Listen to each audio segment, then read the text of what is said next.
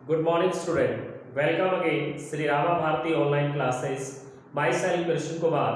तो let's start our new topic. बच्चे हम आज एक नया टॉपिक करने जा रहे हैं और ये जो न्यू टॉपिक है ये वैसे भी आपके लिए न्यू है क्योंकि ये इसी वर्ष से सीबीएसई ने 10th क्लास के सिलेबस में ऐड किया है। और ये जो नया टॉपिक है मैं आपको बता दूं, आपको करना है अलंकार। ये इसी साल से सीबीएसई ने अपने व्याकरण में इसको ऐड किया है। हम अलंकार आज करने जा रहे हैं। तो अभी हम पहले इस अलंकार को करें, उससे पहले मैं आपको बता दूं कि अलंकार का क्वेश्चन आता किस प्रकार से है। अभी आपके लिए नया टॉपिक है तो आपको ये भी बताना मैं जरूरी समझूंगा कि अलंकार आने वाला कितने मार्क्स का है, कितने मार्क्स का क्वेश्चन इसमें से आएगा। तो सबसे पहले हम इस चीज को क्लियर कर देते हैं बच्चे, ये आपके एग्जाम में 3 मार्क्स का आएगा। ठीक है, पहला क्वेश्चन हमारा क्लियर हो गया कि एग्जाम में ये 3 मार्क्स का आता है। दूसरा क्वेश्चन ये बनता है कि इसमें से प्रश्न का प्रारूप क्या होगा, फॉर्मेट क्या होगा, यहां से प्रश्न के जो फॉर्मेट बनेंगे वो कैसे बनेंगे। तो देखिए बच्चे, अभी ये न्यू टॉपिक बना है इसलिए हम हर प्रकार का जो इसमें से क्वेश्चन बन सकता है हम वो सारे क्वेश्चन इसमें से करने की कोशिश करेंगे क्योंकि अभी हमारे सिलेबस में न्यू ऐड है। इसलिए हम इसमें से जितनी भी प्रकार के क्वेश्चन बन सकते हैं हम उन सारे क्वेश्चनों को देखते हैं इसमें से क्या क्या क्वेश्चन बन सकते हैं। तो देखिए बच्चे, पहला क्वेश्चन इसमें से बन सकता है अलंकार की आपसे परिभाषा पूछ सकते हैं। अलंकार की परिभाषा पूछी जा सकती है, इसके भेद पूछे जा सकते हैं, भेद के लिए उदाहरण स्पष्ट करने के लिए आपसे उदाहरण पूछे जा सकते हैं। एक क्वेश्चन अलंकार की परिभाषा पूछी जा सकती है, अलंकार के भेद आपसे पूछे जा सकते हैं और भेद और परिभाषा को अच्छे से स्पष्ट करने के लिए आपसे उदाहरण भी पूछे जा सकते हैं। दूसरा क्वेश्चन क्या है, दूसरा क्वेश्चन इंपॉर्टेंट क्वेश्चन है। पहले मैं आपको बता दूं कि वैसे तो अलंकारों की कोई सीमा नहीं है। जब सबसे पहले भामा ने अलंकार, भामा हमारे संस्कृत आचार्य थे, उन्होंने अलंकारों की रचना की है।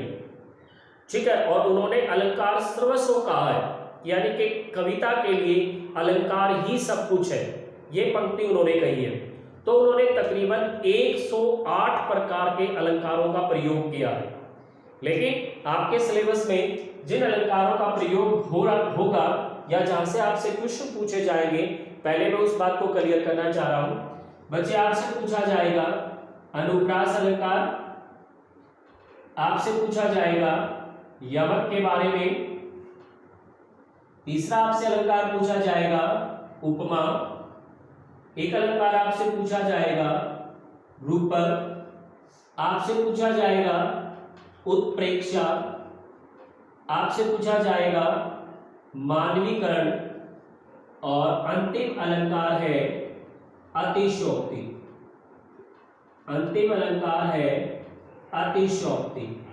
ये अलंकार आपसे पूछे जा सकते हैं एग्जाम में, इनमें से क्वेश्चन आपसे बनाए जा सकते हैं। अब इनमें से क्वेश्चनों का क्या फॉर्मेट रहेगा वो मैं आपको बताने वाला हूं।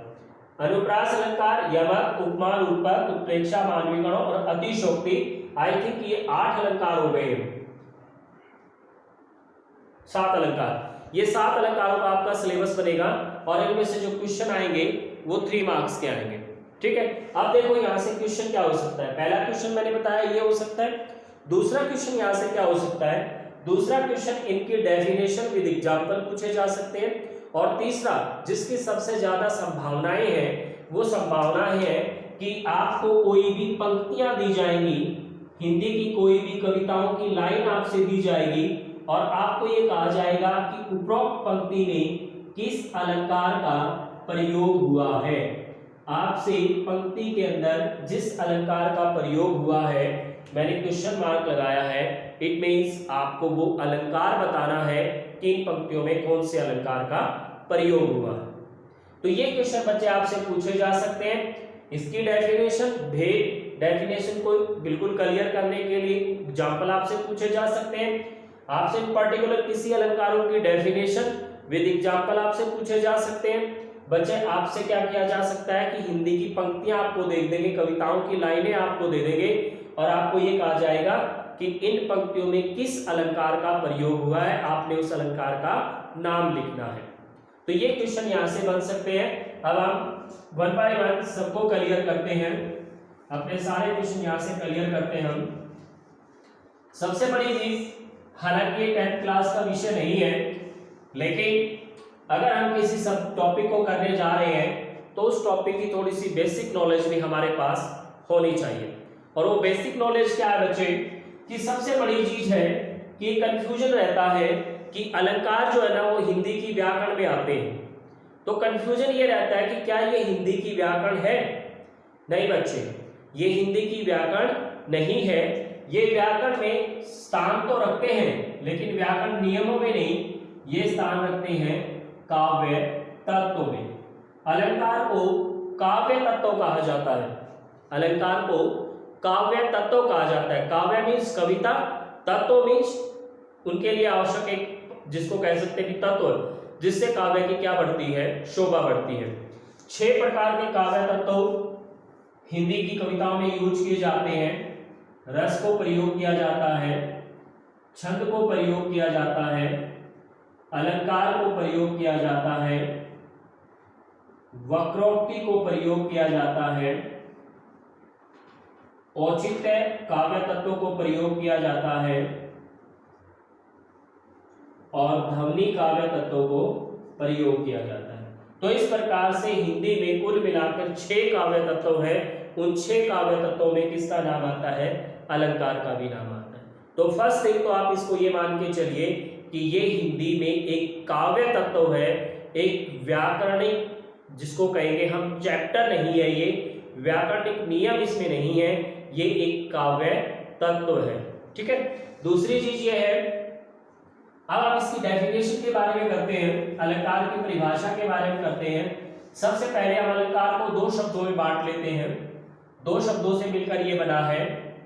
एक तो ये शब्द है अल, दूसरा शब्द है कृत। अल का मतलब होता है गहना और कृत का मतलब होता है सजाना। ठीक है ना, मीन्स पूरे शब्द का मीनिंग हो गया गहनों से सजाना। तो आप अच्छी प्रकार से समझ गए होंगे बच्चे, जैसे किसी भी स्त्री को, किसी भी एक स्त्री को गहनों से सजा दिया जाता है और गहनों से सजाने के बाद उसकी सुंदरता क्या हो जाती है? बढ़ जाती है। ठीक उसी प्रकार से अलंकार भी एक गहनों के समान है, जिससे कविता को क्या किया जाता है? सजाया जाता है। यही इसकी डेफिनेशन बनती है बच्चे। इसकी परिभाषा में हम लिखेंगे कि अलंकार वो काव्य तत्व है, अलंकार वे काव्य तत्व हैं जो कविता को सजाने का काम करते हैं। अलंकार वे काव्य तत्व हैं जो कविता को सजाने का काम करते हैं। अब अगर आपकी इसको पूरी डेफिनेशन लिखनी होगी तो आप लिखोगे कि जिस प्रकार किसी स्त्री को गहनों से सजाया जाता है, ठीक उसी प्रकार से कविता को अलंकारों के माध्यम से क्या किया जाता है? सजाया जाता है। ठीक है, क्योंकि अलंकार को हमने 2 शब्दों में बांट के देखा था, अल प्लस कर। अल का मतलब था गहना और कर का मतलब था सजाना, गहनों से सजा देना। तो गहनों से एक स्त्री को सजाया जाता है, ठीक उसी प्रकार से कविता को किससे सजाया जाता है? अलंकार से सजाया जाता है। ठीक है, अब हम अलंकार के भेद की बात करते हैं। अलंकार के कितने भेद हैं? तो बच्चे देखिए, अलंकार के 2 भेद हैं। पहला भेद अलंकार का शब्दालंकार, पहला भेद अलंकार का शब्दालंकार और दूसरा भेद है अर्थालंकार। शब्दालंकार और अर्थालंकार 2 भेद होते हैं अलंकार के, एक है शब्दालंकार और दूसरा है अर्थालंकार।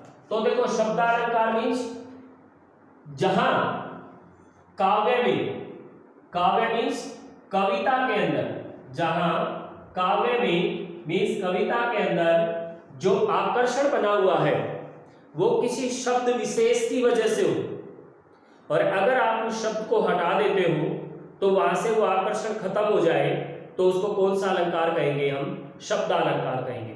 क्योंकि उस पर्टिकुलर कविता में शब्द ऐसे चुन चुन के लिए लिखने वाले ने कि उन शब्दों की वजह से एक अट्रैक्शन बन गया, एक आकर्षण बन गया। आप उनमें से किसी भी शब्द को हटा दीजिए उसकी जगह कोई दूसरा उसका पर्यायवाची रख दीजिए, तो जो लय, जो ताल, जो आकर्षण पहले था वो क्या हो जाएगा, खत्म हो जाएगा। इट मीन्स उस पंक्ति में जो आकर्षण था वो किसकी वजह से था, शब्दों की वजह से था, इसलिए इस अलंकार को कहेंगे शब्दालंकार। जैसे एक लाइन हम लिखकर देखते हैं, रघुपति राघव राजा राम। अब अगर हम देखें इस पंक्ति को गाकर अगर हम देखते हैं, बोलकर देखते हैं, इतना अच्छा आकर्षण इसमें बना हुआ है, बहुत अच्छी लय ताल में आप इसको बोल सकते हो, रघुपति राघव राजा राम। ठीक है, अब अगर इसमें से मैं किसी भी एक, राघव विश्व विजेता बोलते हैं, जो पूरे विश्व को जीत चुका हो, जो पूरे विश्व का विजेता हो, उसको राजा बोलते हैं, राघव राजा बोलते हैं उसको। ठीक है, अब अगर इस लाइन को आप ऐसे बोल के देखो, रघुपति विश्व विजेता राजा राम, तो जो लय, जो आकर्षण इस लाइन में है, वो लय और आकर्षण इस शब्द को हटाने के बाद, हालांकि मीनिंग दोनों का सेम है, लेकिन यहां से जब आप इस लाइन को ऐसे बोलोगे, रघुपति विश्व विजेता राजा राम, तो वो आकर्षण नहीं होगा जो आकर्षण राघव शब्द की वजह से था। मीन्स इसमें हर एक शब्द का अपना एक आकर्षण है। ये आकर्षण तब तक है जब तक ये शब्द बने रहेंगे। जैसे इनमें से आप किसी एक शब्द को हटा दोगे, ये आकर्षण खत्म हो जाएगा। इट मीन्स यहाँ पर जो अट्रैक्शन था वो किसकी वजह से था, शब्द की वजह से था, इसलिए इसको कहा जाएगा शब्दालंकार। ठीक है, दूसरा अलंकार है हमारा अर्थालंकार, जहां काव्य में जो आकर्षण है, काव्य में जो आकर्षण है वो शब्द की वजह से नहीं अपितु अर्थ की वजह से हो।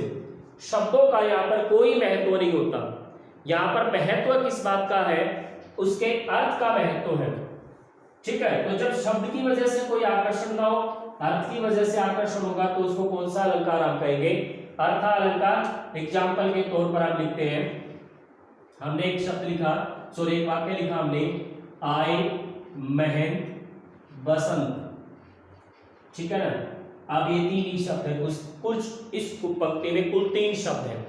ठीक है, शब्द है आए महेंद्र बसंत। ठीक है, अब देखो, वैसे तो देखा जाए शब्दों का यहाँ पर कोई मुझे लग नहीं रहा कि कोई अट्रैक्शन है। अब मैं इसका मीनिंग निकालता हूँ। मीनिंग क्या है इस शब्द का, सॉरी इस पंक्ति का, महंत। महंत कहा जाता बच्चे धर्म के सबसे बड़े गुरु को कहा जाता है। पर्टिकुलर किसी भी धर्म का जो सबसे बड़ा गुरु होता है उसको महंत बोला जाता है। बसंत ये हमें पता है एक ऋतु है, बसंत एक ऋतु आती है। तो देखें बच्चे, इसका देखो 3 शब्दों में आप एक बार अर्थ समझने की कोशिश करो कि 3 शब्दों में क्या अर्थ बोला गया है। आए महेंद्र बसंत, इस पंक्ति में कवि क्या कहता है कि जब बसंत ऋतु आती है तो बसंत ऋतु आने से पहले सारा जो मीन्स जो नेचर जो होती है, सारी जो प्रकृति जो होती है वो पूरी तरह से सज संवर जाती है, तैयार हो जाती है, फूल पत्तों से लद जाती है। ऐसा लगता है जैसे ये सारी ऋतु मिलकर, सॉरी सारी जो प्रकृति जो है वो मिलकर बसंत ऋतु का क्या कर रही है, स्वागत कर रही है। ठीक उसी प्रकार जब भी धर्म के बड़े गुरु का किसी एक विशेष जगह पर आना होता है तो वो जगह जो है ना महंत का वैसे ही स्वागत करती है जैसे प्रकृति जो है ना बसंत ऋतु के आने का स्वागत करती है। तो देखिए आप 3 वर्डों में कितना बड़ा मीनिंग यहाँ पर कहा गया है। इसका मतलब यहाँ पर शब्दों का तो कोई है ही नहीं मोल, यहाँ पर मोल किस बात का है, उनके अर्थ का है, इसलिए इसको कहेंगे अर्थालंकार। तो आई होप आप अलंकार की परिभाषा को अच्छे से समझ गए होंगे, अलंकार के भेद आपको समझ में आ गए होंगे। आपने जो शब्दालंकार अर्थालंकार किए, इनको जो मैंने परिभाषा दी और जो मैंने एग्जाम्पल से इनको समझाने की कोशिश की, आई होप आपको समझ में आ गए होंगे। बाकी हम अपने नेक्स्ट टॉपिक में करेंगे। अब हम नेक्स्ट टॉपिक में इसके बारे में करने वाले हैं कि जो 7 अलंकार हमारे एग्जाम में आएंगे वो 7 अलंकारों में से कौन से अलंकार शब्दालंकार है और कौन से अलंकार अर्थालंकार है। उसके बाद हम 1 बाय 1 एक अलंकार को विद डेफिनेशन, विद एग्जाम्पल, उनकी पहचान सहित हम क्या करेंगे, समझने का प्रयास करेंगे। मिलते हैं तब तक नेक्स्ट क्लास में। Goodbye, God bless you.